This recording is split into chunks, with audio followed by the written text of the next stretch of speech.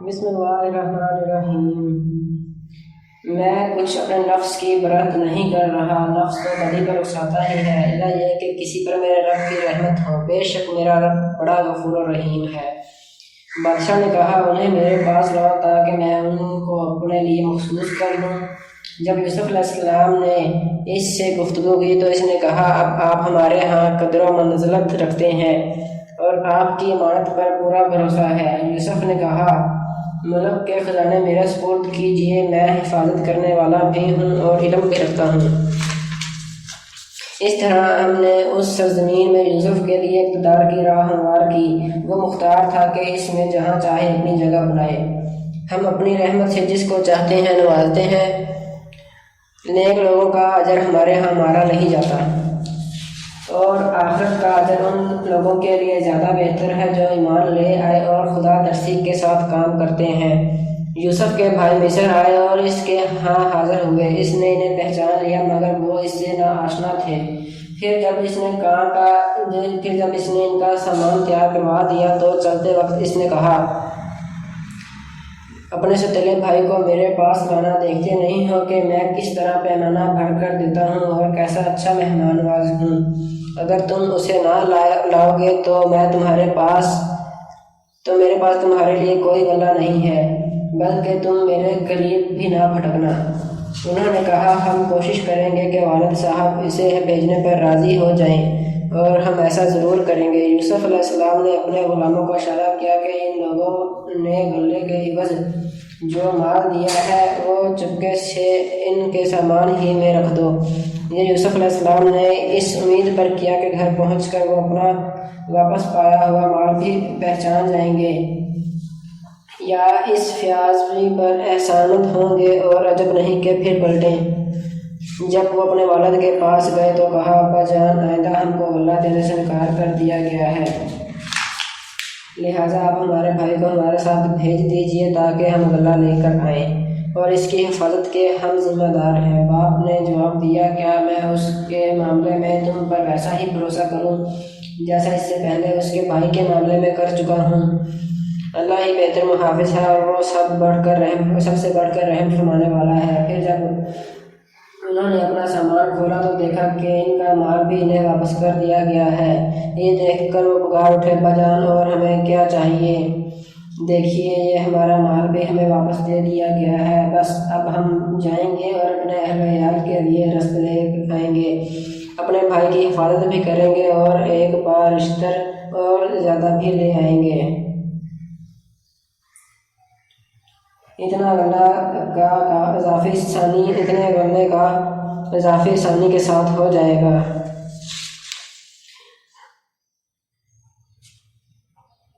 ان کے باپ نے کہا میں اس کو ہرگز تمہارے ساتھ نہ بھیجوں گا جب تک کہ تم اللہ کے نام سے مجھ کے پیمان نہ دے دو کہ اسے میرے پاس ضرور واپس لے اگر آؤ گے، الا یہ کہ کہیں تم گھیر ہی لیے جاؤ۔ جب انہوں نے اس کو اپنے پیمان دے دیے تو اس نے کہا دیکھو ہمارے اس قول پر اللہ نگہبان ہے۔ پھر اس نے کہا میرے بچوں، مصر کے دار سلطنت میں ایک دروازے سے داخل نہ ہونا بلکہ مختلف دروازوں سے جانا، مگر میں اللہ کی مشیت سے تم کو نہیں بچا سکتا، حکم اس کے سوا کسی کا بھی نہیں چلتا۔ اسی پر میں نے بھروسہ کیا، اور جس کو بھی بھروسہ کرنا ہو اسی پر کرے۔ اور واقعہ بھائی یہی ہوا کہ جب وہ اپنے باپ کی ہدایت کے مطابق شہر میں مختلف دروازوں سے داخل ہوئے تو اس کی یہ احتیاطی تدبیر اللہ کی مشیت کے مقابلے میں کچھ بھی کام نہ آ سکی۔ ہاں بس یعقوب علیہ السلام کے دل میں جو ایک کھٹک تھی اسے دور کرنے کے لیے اس نے اپنی سی کوشش کر لی۔ بے شک وہ ہماری دی ہوئی تعلیم سے صاحب علم تھا، مگر اکثر لوگ معاملے کی حقیقت کو جانتے نہیں ہیں۔ یہ لوگ یوسف علیہ السلام کے حضور پہنچے تو اس نے اپنے بھائی کو اپنے پاس الگ بلا لیا اور اسے بتا دیا کہ میں تیرا وہی بھائی ہوں جو کھویا گیا تھا، اب تو ان باتوں کا غم نہ کر جو یہ لوگ کرتے رہے ہیں۔ جب یوسف علیہ السلام ان بھائیوں کا سامان لدوانے لگا تو اس نے اپنے بھائی کے سامان میں اپنا پیالہ رکھ دیا۔ پھر ایک پکارنے والے نے پکار کر کہا، اس سے ایک قافلے والوں، تم لوگ چور ہو۔ انہوں نے پلٹ کر پوچھا، کیا تمہاری کوئی چیز کھو گئی ہے؟ سرکاری ملازموں نے کہا، بادشاہ کا پیمانہ ہم کو نہیں ملتا۔ اور ان کے جمعدار نے کہا، جو شخص لا کر دے گا اس کے لیے ایک بار شطر انعام ہے، اس کا میں ذمہ لیتا ہوں۔ ان بھائیوں نے کہا، خدا کی قسم تم لوگ خوب جانتے ہو کہ ہم اس ملک میں فساد کرنے نہیں آئے ہیں اور ہم چوریاں کرنے والے لوگ نہیں ہیں۔ انہوں نے کہا، اچھا اگر تمہاری بات جھوٹی نکلی تو چور کی کیا سزا ہے؟ انہوں نے کہا، اس کی سزا جس کے سامان میں سے چیز نکلے وہ آپ ہی اپنی سزا میں رکھ لیا جائے۔ ہمارے ہاں تو ایسے ظالموں کو سزا دینے کا یہی طریقہ ہے۔ تب یوسف علیہ السلام نے اپنے بھائی سے پہلے ان کی خرجیاں کی تلاشی لینی شروع کر دی، پھر اپنے بھائی کی خرجی سے گمشدہ چیز برآمد کر لی۔ اس طرح ہم نے یوسف علیہ السلام کی تائید اپنی تدبیر سے کی۔ اس کا یہ کام نہ تھا کہ بادشاہ کے دین یعنی مصر کے شاہی قانون میں اپنے بھائی کو پکڑتا، اللہ یہ کہ اللہ ہی ایسا چاہے، ہم جس کے درجے چاہتے ہیں بلند کر دیتے ہیں، اور ایک علم رکھنے والا ایسا ہے جو ہر صاحب علم سے بالا تر ہے۔ ان بھائیوں نے کہا، یہ چوری کرے تو کچھ تعجب کی بات بھی نہیں، اس سے پہلے اس کا بھائی یوسف علیہ السلام بھی چوری کر چکا ہے۔ یوسف علیہ السلام ان کی یہ بات سن کر پی گیا، حقیقت ان پر نہ کھولی، بس زیر لب اتنا کہہ کر رہ گیا کہ بڑے ہی برے ہو تم لوگ، میرے منہ در منہ مجھ پر الزام تم لگا رہے ہو، اس کی حقیقت خدا خوب جانتا ہے۔ انہوں نے کہا، اے سردار اقتدار عزیز، اس کا باپ بہت بڑا آدمی ہے، اس کی جگہ آپ ہم میں سے کسی کو رکھ لیجئے، ہم آپ کو بڑا ہی نیک نفس انسان پاتے ہیں۔ یوسف نے کہا، پناہ خدا، دوسرے کسی شخص کو ہم کیسے رکھ سکتے ہیں جس کے پاس ہم نے اپنا مال پایا ہے؟ اس کو چھوڑ کر دوسرے کو رکھیں گے تو ہم ظالم ہوں گے۔ جب وہ یوسف علیہ السلام سے مایوس ہو گئے تو ایک گوشے میں جا کر آپس میں مشورہ کرنے لگے۔ ان میں سے جو سب سے بڑا تھا وہ بولا، تم جانتے نہیں ہو کہ تمہارے والد تم سے خدا کے نام پر کیا عہد ایمان لے چکے ہیں، اور اس سے پہلے یوسف علیہ السلام کے معاملے میں جو زیادتی تم کر چکے ہو وہ بھی تم کو معلوم ہے۔ اب میں تو یہاں سے ہرگز نہ جاؤں گا جب تک کہ میرے والد مجھے اجازت نہ دیں، یا پھر اللہ ہی میرے حق میں کوئی فیصلہ فرما دے کہ وہ سب سے بہتر فیصلہ فرمانے والا ہے۔ تم جا کر اپنے والد سے کہو کہ ابا جان، آپ کے صاحبزادے نے چوری کی ہے، ہم نے اسے چوری کرتے ہوئے نہیں دیکھا، جو کچھ ہمیں معلوم ہوا ہے بس وہی ہم بیان کر رہے ہیں، اور غیب کی نگہبانی تو ہم نہ کر سکتے تھے۔ آپ اس بستی کے لوگوں سے پوچھ لیجیے جہاں ہم تھے، اس قافلے سے دریافت کر لیجیے جس کے ساتھ ہم آئے ہیں، ہم اپنے بیان میں بالکل سچے ہیں۔ باپ نے یہ داستان سن کر کہا، دراصل تمہارے نفس نے تمہارے لیے ایک اور بڑی بات کو سہل بنا دیا، اچھا اس پر بھی صبر کروں گا اور بخوبی کروں گا۔ کیا بعید ہے کہ اللہ ان سب کو مجھ سے لا ملائے، وہ سب کچھ جانتا ہے اور اس کے سب کام حکمت پر مبنی ہیں۔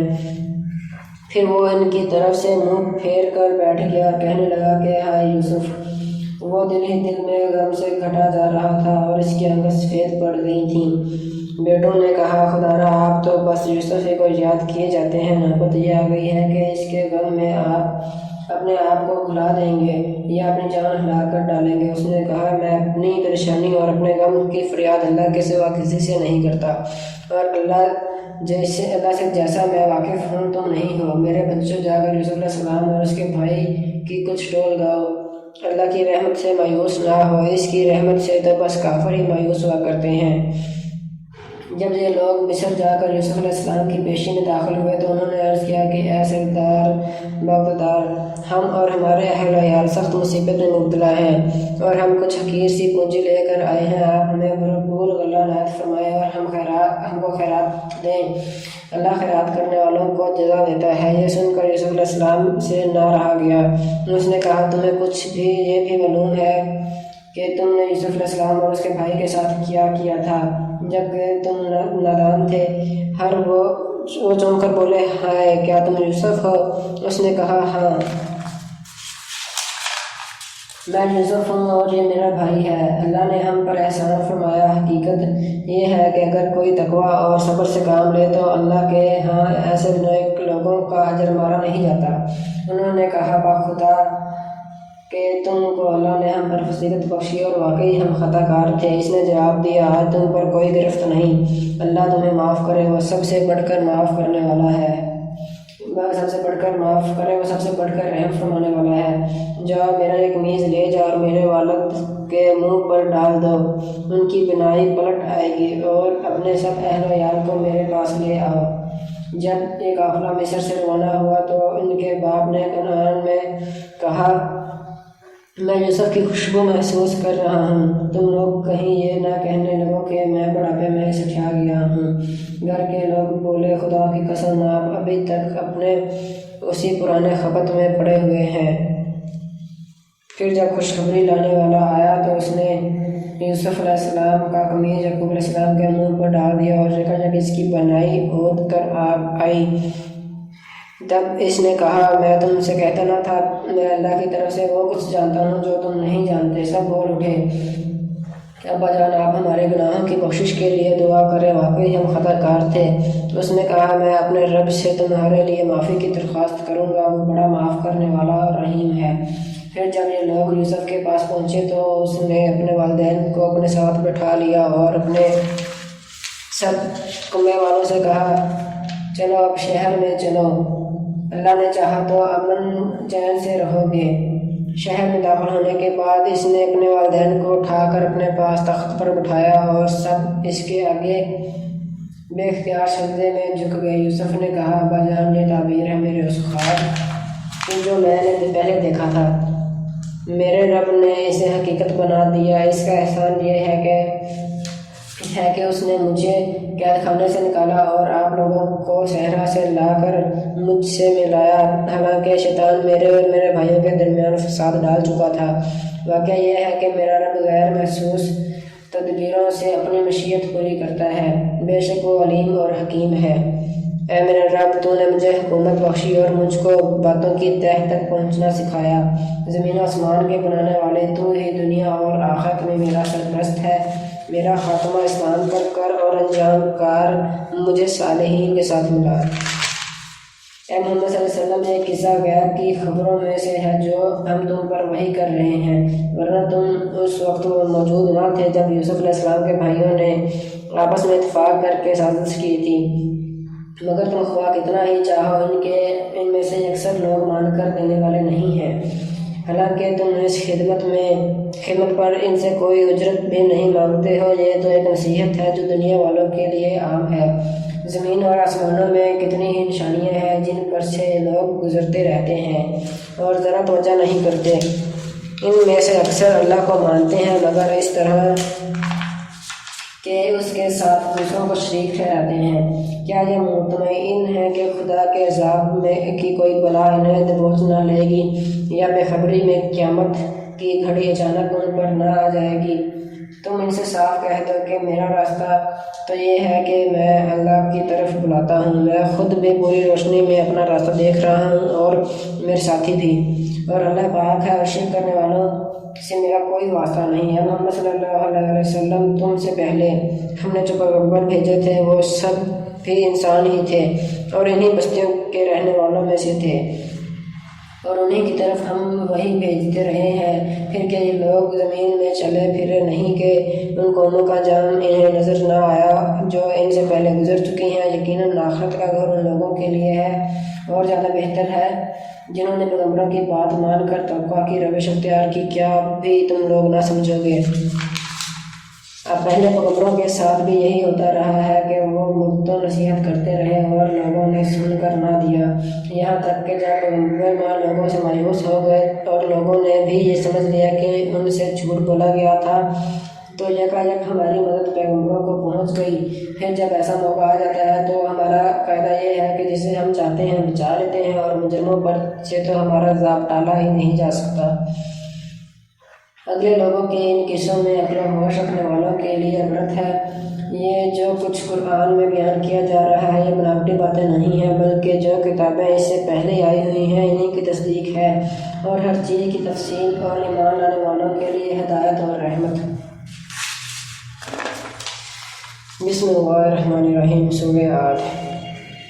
الف لام میم را۔ یہ کتاب الہی کی آیات ہیں جو کچھ تمہارے رب کی طرف سے تم پر نازل کیا گیا ہے، اور وہ عین حق ہے، مگر تمہاری قوم کے اکثر لوگ مان نہیں رہے ہیں۔ وہ اللہ ہی ہے جس نے آسمانوں کو ایسے سہاروں کے بغیر قائم کیا جو تم کو نظر آتے ہاں، پھر وہ اپنے تخت سلطنت پر جلوہ فرما ہوا، اور اس نے آفتاب و ماہتاب کو ایک قانون کا پابند کیا۔ اس سارے نظام کی ہر چیز ایک مقرر مقرر کے لیے چل رہی ہے، اور اللہ ہی اس سارے کام کی تدبیر فرما رہا ہے۔ وہ نشانی کھول کھول کر بیان کرتا ہے شاید کہ تم اپنے رب کی ملاقات کا یقین کرو۔ اور وہی ہے جس نے یہ زمین پھیلا رکھی ہے، اس نے پہاڑوں کے کھونٹے گاڑ رکھے ہیں اور دریا بہا دیے ہیں، اسی نے ہر طرح کے پھلوں کے جوڑے پیدا کیے ہیں، اور وہی دن پر رات طاری کرتا ہے۔ ان ساری چیزوں میں بڑی نشانیاں ہیں ان لوگوں کے لیے جو غور و فکر سے کام لیتے ہیں۔ اور دیکھو زمین میں الگ الگ خطے پائے جاتے ہیں جو ایک دوسرے سے متصل واقع ہیں۔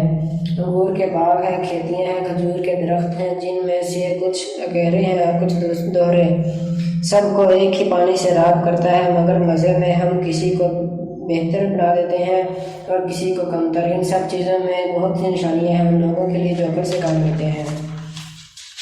اب اگر تمہیں تعجب کرنا ہے تو تعجب کے قابل لوگوں کا یہ قول ہے کہ جب ہم مر کر مٹی ہو جائیں گے تو کیا ہم نئے سرے سے پیدا کیے جائیں گے؟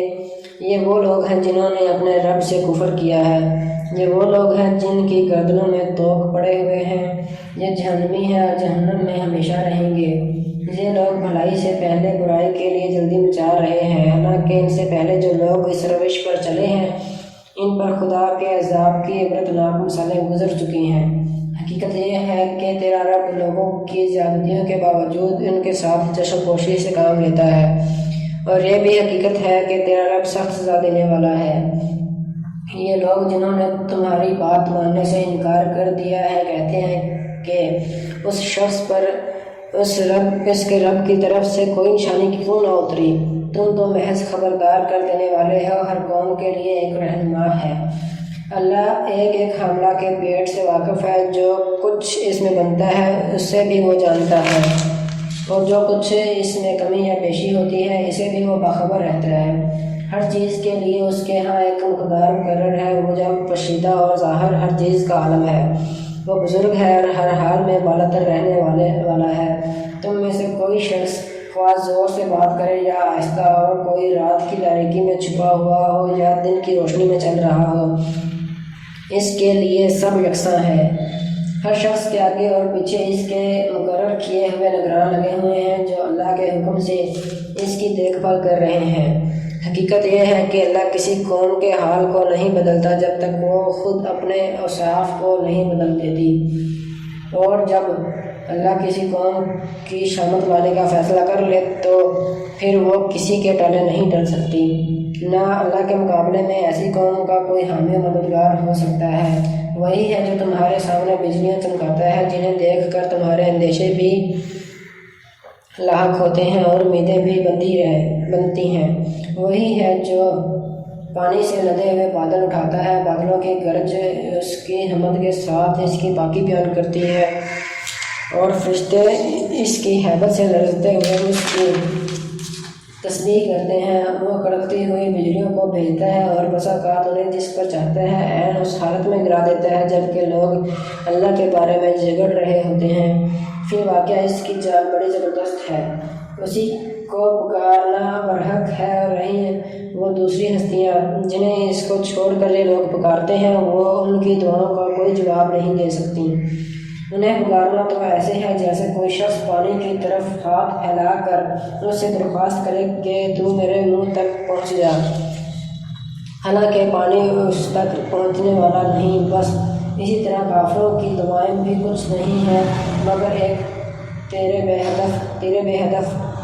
وہ تو اللہ ہی ہے جس کو زمین و آسمان کی ہر چیز اور کرہن سجدہ کر رہی ہے، اور سب چیزوں کے سائے صبح و شام اس کے آگے جھکتے ہیں۔ ان سے پوچھو آسمان اور زمین کا رب کون ہے؟ کہو اللہ۔ پھر ان سے کہو کہ جب حقیقت یہ ہے کیا تم نے اسے چھوڑ کر ایسے معبودوں کو اپنا کار ساز ٹھہرا لیا جو خود اپنے لیے بھی کسی نفع و نقصان کا اختیار نہیں رکھتے؟ کہو کیا اندھا اور آنکھوں والا برابر ہوا کرتا ہے؟ کیا روشنی اور تاریکیاں یکساں ہوتی ہیں؟ اور اگر ایسا نہیں تو کیا ان کے ٹھہرائے ہوئے شریکوں نے بھی اللہ کی طرح کچھ پیدا کیا ہے کہ اس کی وجہ سے ان پر تخلیق کا معاملہ مشتبہ ہو گیا ہے؟ کہو ہر چیز کا خالق صرف اللہ ہے اور وہ یکتا ہے سب پر غالب۔ اللہ نے آسمان سے پانی برسایا اور ہر ندی نالا اپنی ظرف کے مطابق اسے لے کر چل نکلا۔ پھر جب سیلاب اٹھا تو سطح پر جھاگ بھی آ گئی، اور ایسے ہی جھاگ ان دھاتوں پر بھی اٹھتے ہیں جنہیں زیور اور برتن وغیرہ بنانے کے لیے لوگ پگھلایا کرتے ہیں۔ اسی مثال سے اللہ حق اور باطل کے معاملے کو واضح کرتا ہے۔ جو جھاگ ہے وہ اڑ جایا کرتا ہے، اور جو چیز انسانوں کے لیے نافع ہے وہ زمین میں ٹھہر جاتی ہے۔ اس طرح اللہ مثالوں سے اپنی بات سمجھاتا ہے۔ جن لوگوں نے اپنے رب کی دعوت قبول کر لی ان کے لیے بھلائی ہے، اور جنہوں نے اسے قبول نہ کیا وہ اگر زمین کی ساری دولت کے بھی مالک ہوں تو اور اتنی ہی اور فراہم کر لیں تو وہ خدا کی پکڑ سے بچنے کے لیے اس سب کو فدیہ دے ڈالنے پر تیار ہو جائیں گے۔ یہ وہ لوگ ہیں جن سے بری طرح حساب لیا جائے گا، اور ان کا ٹھکانہ جہنم ہے، بہت ہی برا ٹھکانہ۔ بھلا یہ کس طرح ممکن ہے کہ وہ شخص جو تمہارے رب کی اس کتاب کو جو اس نے تم پر نازل کی ہے حق جانتا ہے، اور وہ شخص جو اس حقیقت کی طرف سے اندھا ہے، دونوں یکساں ہو جائیں؟ نصیحت تو دانش مند لوگ ہی قبول کیا کرتے ہیں۔ ان کا طرز عمل یہ ہوتا ہے کہ اللہ کے ساتھ اپنے عہد کو پورا کرتے ہیں، اسے مضبوط باندھنے کے بعد توڑ نہیں ڈالتے۔ ان کی روش یہ رہتی ہے کہ اللہ نے جن روابط کو برقرار رکھنے کا حکم دیا ہے انہیں برقرار رکھتے ہیں، اپنے رب سے ڈرتے ہیں اور اس بات کا خوف رکھتے ہیں کہ کہیں ان سے بری طرح حساب نہ لیا جائے۔ ان کا حال یہ ہوتا ہے کہ اپنے رب کی رضا کے لیے صبر سے کام لیتے ہیں، نماز قائم کرتے ہیں، ہمارے دیے ہوئے رزق میں سے لانی اور پوشیدہ خرچ کرتے ہیں، اور برائی کو برائی سے دفع کرتے ہیں۔ آخرت کا گھر انہی لوگوں کے لیے ہے، یعنی ایسے باغ جو ان کی ابدی قیامگاہ ہوں گے، وہ خود بھی ان میں داخل ہوں گے، اور ان کے بعد اجداد اور ان کی بیویاں اور ان کے بعد میں سے جو صالح ہیں وہ بھی ان کے ساتھ وہاں جائیں گے۔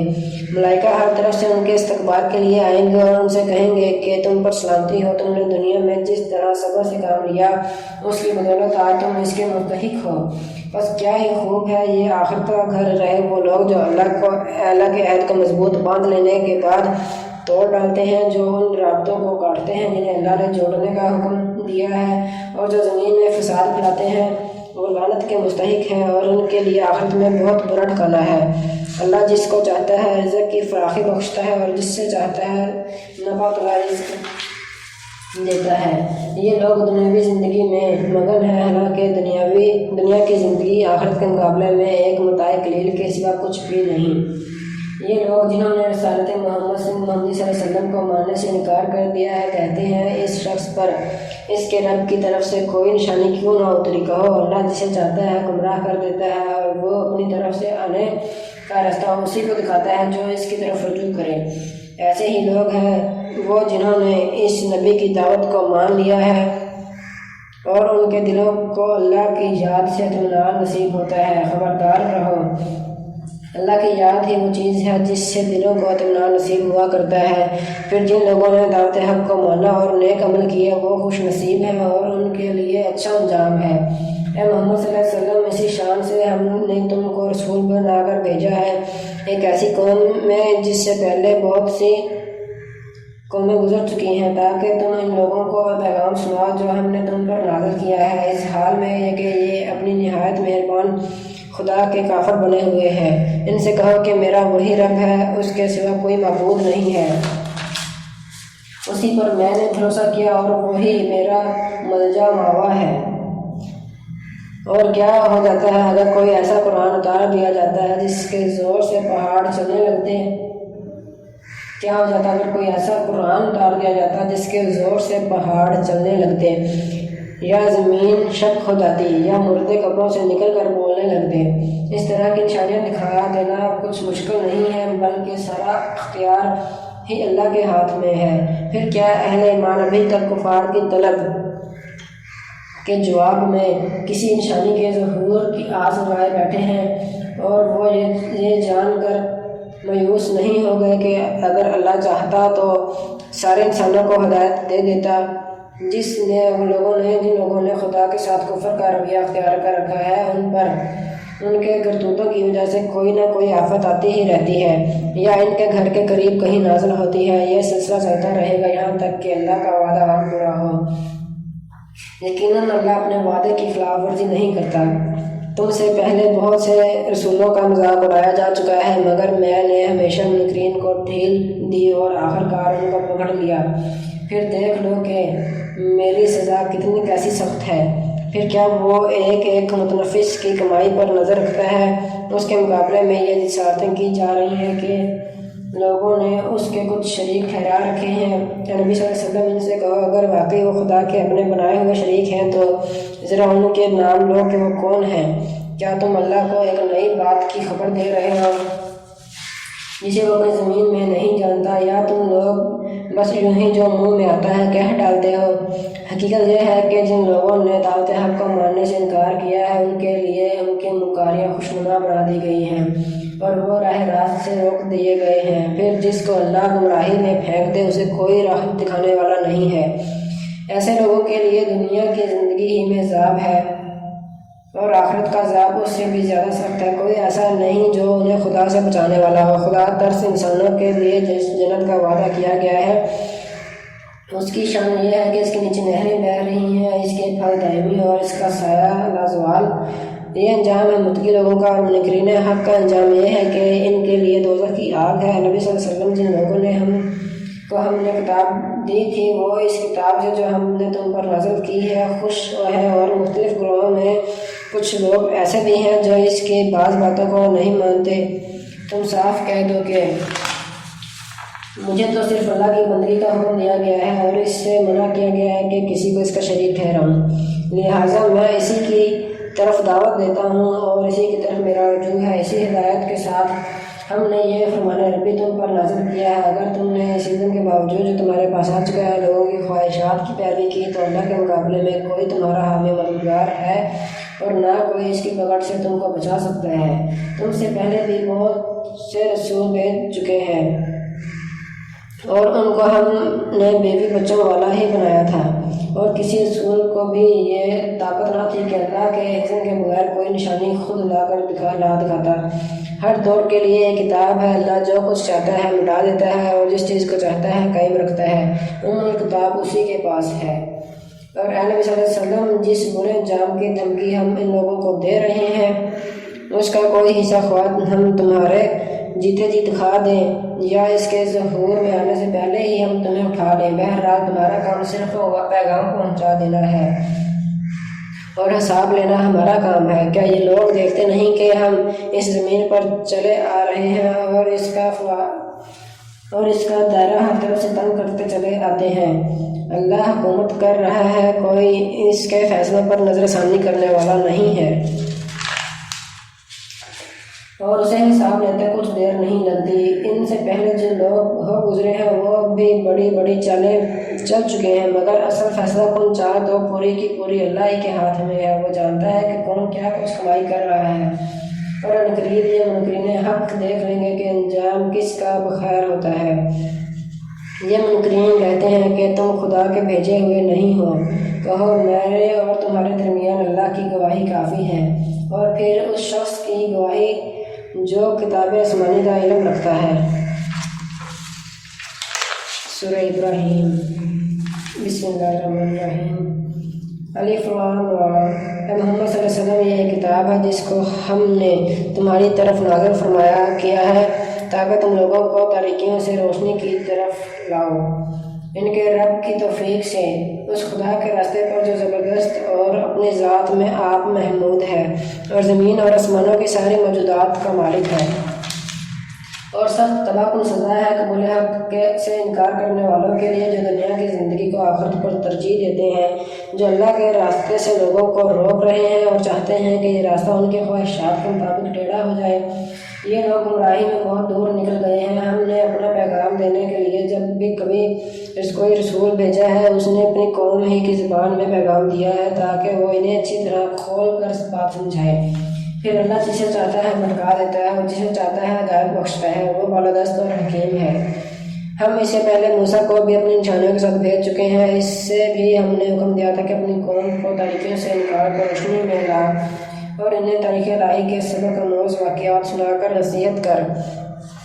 ان واقعات میں بڑی نشانیاں ہیں ہر شخص کے لیے جو صبر اور شکر کرنے والا ہو۔ یاد کرو جب موسیٰ نے اپنی قوم سے کہا، اللہ کے اس احسان کو یاد رکھو جو اس نے تم پر کیا ہے۔ اس نے تم کو فرعون والوں سے چھڑایا جو تم کو سخت تکلیفیں دے رہے تھے، تمہارے لڑکوں کو قتل کر ڈالتے تھے اور تمہاری عورتوں کو زندہ بچا رکھتے تھے۔ اس میں تمہارے رب کی طرف سے تمہاری بڑی آزمائش تھی، اور یاد رکھو تمہارے رب نے خبردار کر دیا تھا کہ اگر شکر گزار بنو گے تو میں تم کو اور زیادہ نوازوں گا، اور اگر کفران نعمت کرو گے تو میری سزا بہت سخت ہے۔ اور موسیٰ نے کہا کہ اگر تم کفر کرو اور زمین کے سارے رہنے والے بھی کافر ہو جائیں تو اللہ بے نیاز اور اپنی ذات میں آپ محمود ہے۔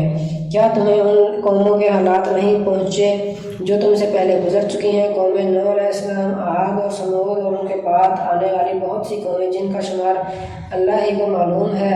ان کے رسول جب ان کے پاس صاف صاف باتیں اور کھلی کھلی نشانیاں لیے ہوئے آئے تو انہوں نے اپنے منہ میں ہاتھ دبا لیے اور کہا کہ جس پیغام کے ساتھ تم بھیجے گئے ہو ہم اس کو نہیں مانتے، اور جس چیز کی تم ہمیں دعوت دیتے ہو اس کی طرف سے ہم سخت خلجان امیز شک میں پڑے ہوئے ہیں۔ ان کے رسولوں نے کہا، کیا خدا کے بارے میں شک ہے جو آسمانوں اور زمین کا خالق ہے؟ وہ تمہیں بلا رہا ہے تاکہ تمہارے قصور معاف کرے اور تم کو ایک مدت مقرر تک مہلت دے۔ انہوں نے جواب دیا، تم کچھ نہیں ہو مگر ویسے ہی انسان جیسے ہم ہیں۔ تم ہمیں ان ہستیوں کی بندگی سے روکنا چاہتے ہو جن کی بندگی باپ دادا سے ہوتی چلی آ رہی ہے۔ اچھا تو کوئی صریح سند۔ ان کے رسولوں نے ان سے کہا، واقعی ہم کچھ نہیں ہیں مگر تم ہی جیسے انسان، لیکن اللہ اپنے بندوں میں سے جس کو چاہتا ہے نوازتا ہے، اور یہ ہمارے اختیار میں نہیں ہے کہ تمہیں کوئی سند لا دیں۔ سند تو اللہ ہی کے اذن سے آ سکتی ہے، اور اللہ ہی پر اہل ایمان کو بھروسہ کرنا چاہیے۔ اور ہم کیوں نہ اللہ پر بھروسہ کریں جبکہ ہماری زندگی کی راہ میں اس نے ہماری رہنمائی کی ہے۔ جو اذیتیں تم لوگ ہمیں دے رہے ہو ان پر ہم صبر کریں گے، اور بھروسہ کرنے والوں کا بھروسہ اللہ ہی پر ہونا چاہیے۔ آخر کار منکرین نے اپنے رسولوں سے کہہ دیا کہ یا تو تمہیں ہماری ملت میں واپس آنا ہوگا ورنہ ہم تمہیں اپنے ملک سے نکال دیں گے۔ تب ان کے رب نے ان پر وحی بھیجی کہ ہم ان ظالموں کو ہلاک کر دیں گے اور ان کے بعد تمہیں زمین میں آباد کریں گے۔ یہ انعام ہے ان کا جو میرے حضور جواب دہی کا خوف رکھتا ہو اور میری وعید سے ڈرتا ہو۔ انہوں نے فیصلہ چاہا تھا تو یوں ان کا فیصلہ ہوا، اور ہر جبار دشمن نے حق نے منہ کی کھائی۔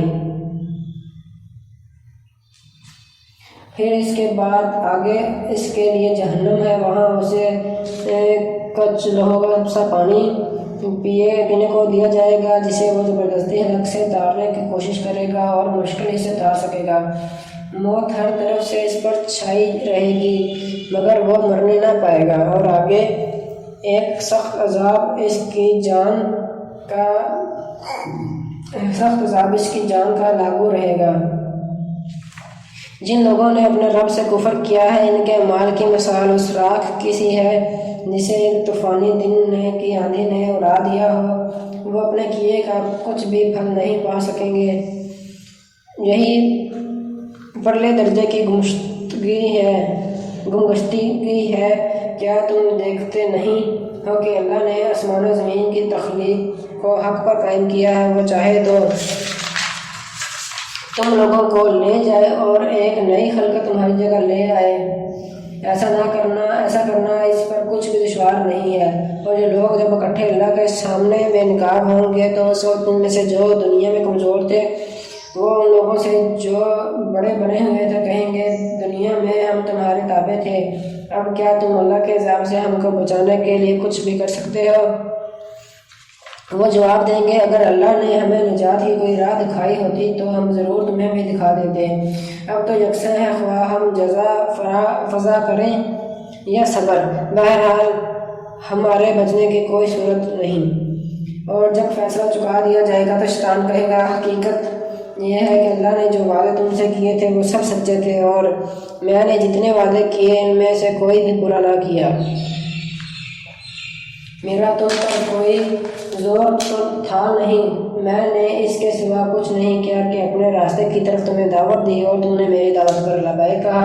اب مجھے ملامت نہ کرو، اپنے آپ ہی کو ملامت کرو، یہاں نہ میں تمہاری فریاد رسی کر سکتا ہوں اور نہ تم میری۔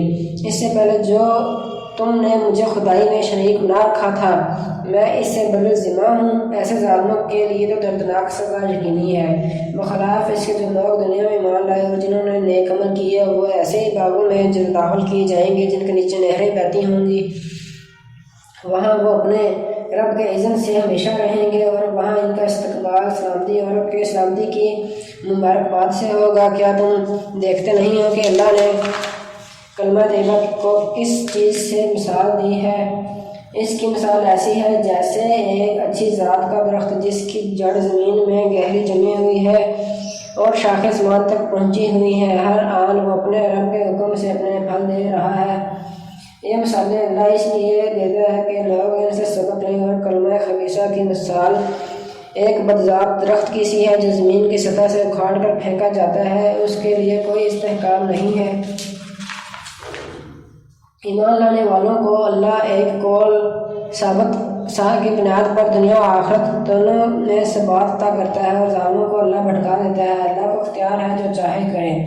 تم نے دیکھا ان لوگوں کو جنہوں نے اللہ کی نعمت پائی اور اس سے کفران نعمت سے بدل ڈالا اور اپنے ساتھ اپنی قوم کو بھی ہلاکت کے گھر میں جھونک دیا، یعنی جہنم جس میں وہ جھلسے جائیں گے اور وہ بدترین جائے قرار ہے۔ اور اللہ کے کچھ ہمسر تجویز کر لیے تاکہ وہ انہیں اللہ کے راستے سے بھٹکا دیں۔ ان سے کہو اچھا مزے کر لو، آخر کار تمہیں پلٹ کر جانا دوزخ ہی میں ہے۔ اے نبی صلی اللہ علیہ وسلم میرے جو بندے ایمان لائے ہیں ان سے کہہ دو کہ نماز قائم کریں اور جو کچھ ہم نے ان کو دیا ہے اس میں سے کھلے یا چھپے راہ خیر میں خرچ کریں، قبل اس کے کہ وہ دن آئے جس میں یہ نہ خرید فروخت کر ہوگی نہ دوست نوازی ہو سکے گی۔ اللہ وہی تو ہے جس نے زمین اور آسمانوں کو پیدا کیا اور آسمان سے پانی برسایا، پھر اس کے ذریعے سے تمہاری رزق رسانی کے لیے طرح طرح کے پھل پیدا کیے، جس نے کشتی کو تمہارے لیے مسخر بنا کیا کہ سمندر میں اس کے حکم سے چلے، اور دریاؤں کو تمہارے لیے مسخر کیا،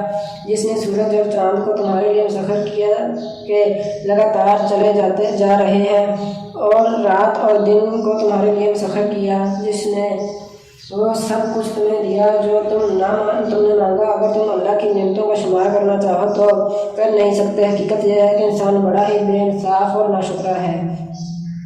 یاد کرو وہ وقت جب ابراہیم علیہ السلام نے دعا کی تھی کہ پروردگار شہر کو امن کا شہر بنا اور مجھے اور میری اولاد کو بت پرستی سے بچا۔ پروردگار ان بتوں نے بہتوں کو گمراہی میں ڈالا ہے، ممکن ہے کہ میری اولاد کو بھی گمراہ کر دیں، لہٰذا ان میں سے جو میرے طریقے پر چلے وہ میرا ہے، اور جو میرے خلاف طریقہ اختیار کرے وہ تو یقیناً تو درگزر کرنے والا اور مہربان ہے۔ پروردگار میں نے ایک بے آب و گیا وادی میں اپنی اولاد کو کے ایک حصے کو تیرے محترم گھر کے پاس لا بسایا ہے۔ پروردگار یہ میں نے اس لیے کیا کہ یہ لوگ یہاں نماز قائم کریں، لہٰذا تو لوگوں کے دلوں کو ان کا مشتاق بنا اور انہیں کھانے کو پھل دے، شاید کہ یہ شکر گزار بنے۔ پروردگار تو جانتا ہے جو کچھ ہم چھپاتے ہیں اور جو کچھ ظاہر کرتے ہیں، اور واقعی اللہ سے کچھ بھی چھپا ہوا نہیں ہے، نہ زمین میں نہ آسمانوں میں۔ شکر ہے اس خدا کا جس نے مجھے اس بڑھاپے میں اسماعیل اور اسحاق جیسے بیٹے دیے۔ حقیقت یہ ہے کہ میرا رب ضرور دعا سنتا ہے۔ میرے پروردگار مجھے نماز قائم کرنے والا بنا اور میری اولاد سے بھی ایسے لوگ جو یہ کام کریں۔ پروردگار میری دعا قبول کر۔ پروردگار مجھے اور میرے والدین کو اور سب ایمان لانے والوں کو اس دن معاف کر دیجیے جب کہ حساب قائم ہوگا۔ اب یہ ظالم لوگ جو کچھ کر رہے ہیں اللہ کو تم اس سے غافل نہ سمجھو، اللہ تو انہیں ڈال رہا ہے اس دن کے لیے جب حال یہ ہوگا کہ آنکھیں پھٹی کی پھٹی رہ جائیں گی، سر اٹھائے بھاگے چلے جا رہے ہوں گے، نظریں اوپر جمی ہیں اور دل اڑے جاتے ہیں۔ اے محمد صلی اللہ علیہ وسلم اس دن سے تم انہیں ڈراؤ جب کہ عذاب انہیں آ لے گا۔ اس وقت ظالم کہیں گے کہ اے ہمارے رب ہمیں تھوڑی سی مہلت اور دے دے، ہم تیری دعوت کو لبیک کہیں گے اور سنوں کی پیروی کریں گے، مگر انہیں صاف جواب دے دیا جائے گا کہ کیا تم وہی لوگ نہیں ہو جو اس سے پہلے قسمیں کھا کھا کر کہتے تھے کہ ہم پر تو کبھی زوال آنا ہی نہیں ہے،